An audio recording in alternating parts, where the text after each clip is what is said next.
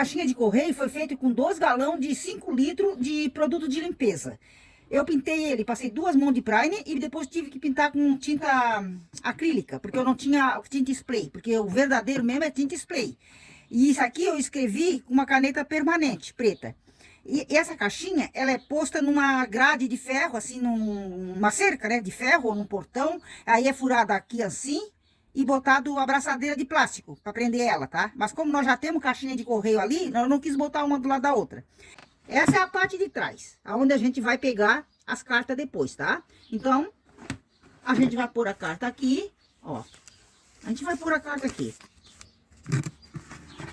Como se ela estivesse lá na grade, né? Pelo lado de fora, fica aqui pelo lado de fora pro correio ver, né? Tá. Depois, a gente abre aqui.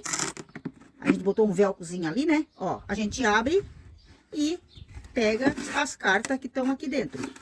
E ela não tem como molhar, porque tem essa cobertura aqui, né? Ó, tem essa cobertura aqui. Então, ela não tem como molhar as cartas, tá?